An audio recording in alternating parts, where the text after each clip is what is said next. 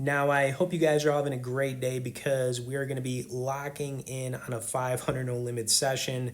I'm also going to be giving you guys my best poker strategy for beginners and even advanced players because I think a lot of people are missing the point when they're playing. And really, what you guys need to start doing, especially as you move up in stakes, it really becomes less about having just one strategy or following some kind of like GTO approach. It's more about playing, you know, the person at the table. And I think a lot of people forget that. It's not just about playing the cards. You got to start playing your opponents, meaning you need to focus, you need to throw bluffs in, and you also need to be playing less tables.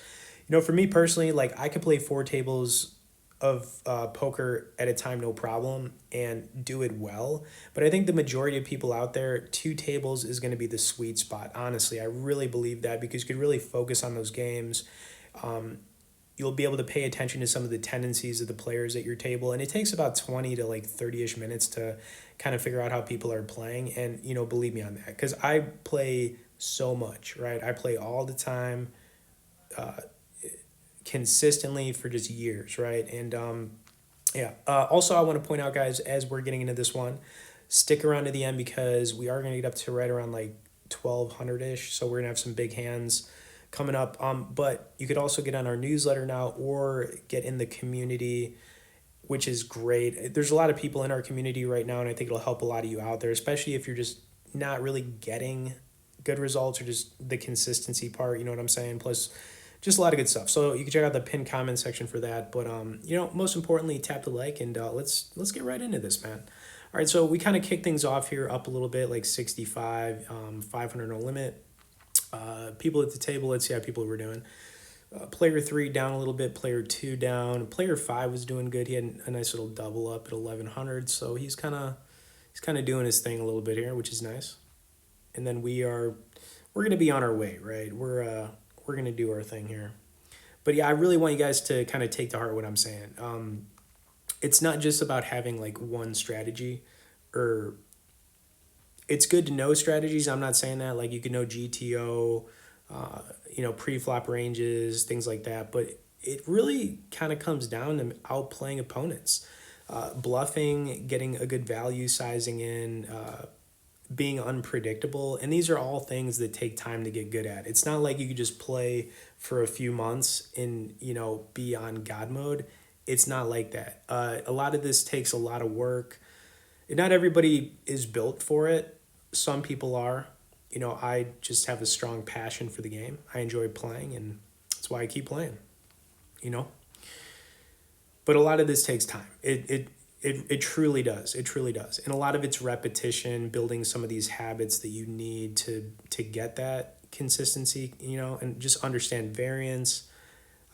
But just understand, at the end of the day, it's just about outplaying your opponents at the table. It doesn't matter if we're talking about online or live, same deal. All right, anyways, we had a queen 6 suited here.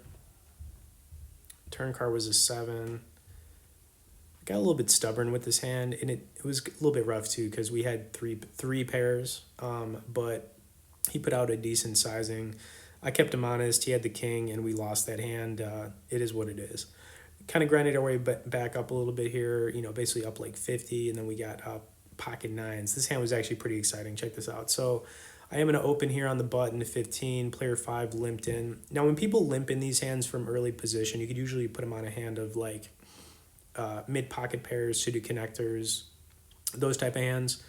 But I am going to build it up a little bit here, kick it up to 15, and I think we just went heads up with player 5, if I'm not mistaken. We'll find out in a second here. I think that's how this went down. Okay, it's just me and player 5, and we are going to hit this flop pretty hard. The problem is it's so draw heavy. Now we are blocking the hearts. We do have the 9 of hearts, which is good. But at the same time, we just want the board to pair, right? Another 9 would be sick on the turn. I would take a 7 or an 8 though for sure. I threw 30 at it. He called pretty quick, and let's see what the turn card was. Of course it was the jack. So now we're like, dude, are you serious right now? I kind of kept at it though because I figured we could still pair the board, even though that was just such a terrible terrible turn card. He called pretty quick. So either he has a 10 or he's on some kind of draw. Seven of diamonds on the river was a great card for us. And this is kind of just where I went tried to figure out a good value sizing. I figured if he has a hand like Queen Jack, King 10, those type of hands, he might call this. I did end up going for the pot size though. I just felt like that was a good sizing. It didn't seem greedy to me or anything like that. So here we go with the pot size. Let's see what he does. All right, he folded it pretty quick. So he probably had a lot of missed draws right there. I'm guessing a flush draw, even though we had a heart. Maybe he did have a heart draw. It doesn't really matter. It is what it is. All right, on to the next one. All right, King 10. I think I raised this up. Let's see. Oh, yeah, but continue sticking around, guys, because like I already mentioned, we are going to kind of have a big one coming up here very soon. I mean, it was definitely a big hand for sure. All right, Queen 6 suited. Now, I could have played this hand. I decided not to. We were kind of in early position here, but I definitely could have played it. I just didn't play it, Whatever. I guess I was 50-50 on it, but we did have player 1 raise, so kind of made our decision a little bit easier there. Now, if I was in the small blind or big blind, I definitely would have called with this hand for sure. We would have missed the board, though. Diamond draw, runner, diamonds. Basically the only thing we would have had going here. Maybe pairing the queen. Player 1 is going to continue here, I think. Let's see. I think he did. All right, put 30 in. Player 5 called probably as a pair. Ooh, all right, player 6 also called. All right, so turn card was a deuce. If anybody has a deuce, that would be pretty sneaky right here. All right, river card was a king. Now, I would have met, I was going to say, I think player 5 might go for this, and he did. Player 6, does he have the deuce? That'd be pretty gross. All right, no, he just called. I'm really curious what these guys have.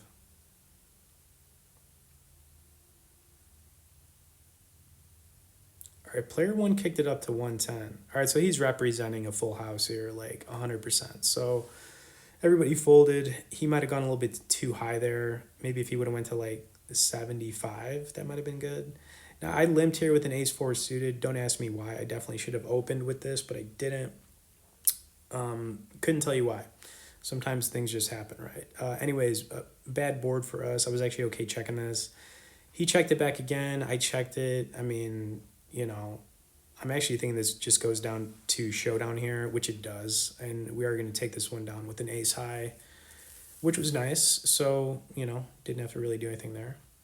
Then we had a 7-6 suited in the big blind here. Definitely a good hand to have in the big blind for sure. I think player 5 is going to open here, and nope, he just limped. Okay, yeah, so we're going to see basically a free flop here. And I thought about raising it. I didn't. I just let it go. I'm glad I didn't because the flop was garbage. And that's just how this one went. I just folded it. No reason to continue there at all. Which brings us up to kind of the hand of the session, right? We had a 4-3 suited. Very interesting, I think, because we're in the small blind, and I'll play a lot of suited connectors, even 4-3, no problem. If we do get a raise, I'm going to call to see if we could spike something, because we're so deep in this game, and that's like one of the things you got to understand. Like, we are so deep, right? It's a 500 NL game.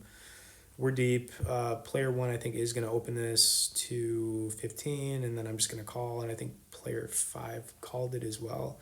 Slowed it down a little bit so we can go over this hand because it was an interesting one and just kind of how it played out. It was actually a wild hand, all right? I'm going to give this away. We are going to be all in on this hand against player 1. It is going to be wild. Okay, so made the call. Player 3 folds, and then player 5 is going to call. I think you guys are going to understand why I was in such like a tricky spot with this, because it was tricky. Now we are going to flop the flush. The thing is, though, if we hit the 5, we've actually got a straight flush, believe it or not. But Player one was kind of just staying aggressive with it, which is to be expected. Now, if he's got a hand like, any pocket pair with a diamond that beats the board, then I would obviously continue here as well. Um, if he's got like ace king with the ace of diamonds, I would imagine he would continue as well. So I'm kind of putting him on a range of what he's got. And he's going to continue here with, I want to say he went to 40. It was either 30 or 40. We'll find out in a second. No, it was 40. Okay. So he's basically saying he's got a good hand because he's, basically going against two other players, and, it's a pretty good sizing. I just called to see what player five would do. He got out the way, which was fine. Turn card was an 8, which to me was kind of an action killer if he's got like an overpair.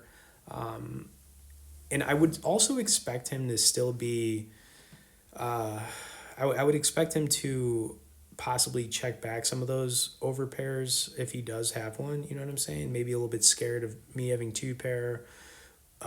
Maybe a flush, maybe a 9 here. I don't know. But he actually didn't. He didn't slow down. He's going to throw a 100-piece chicken nugget at it. Little chicken nugget action right here, which is going to put us in a spot, right?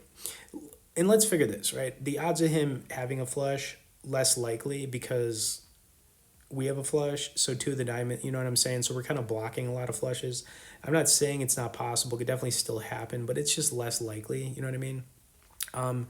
And this is kind of where I just decided, okay, if you're to protect my hand, if he doesn't have a higher flush, I don't want a diamond to get there. So me doing this does a couple things. Maybe it gets him to fold, which is fine. I'll still take down the pot. If he calls, and we're in a flip situation, at least I did what I could to protect my hand if another diamond does peel off, you know what I mean? But he called quickly too. He had pocket eights. His diamond was live too with the board pairing. He got none of it. We took down a monster pot right there, guys, and that was just a wild freaking hand. Okay, anyways, hope you enjoyed, this update. Like I said, man, get in the newsletter, get in the community, pin comment for that. Subscribe if you haven't, and we'll see y'all in the next video.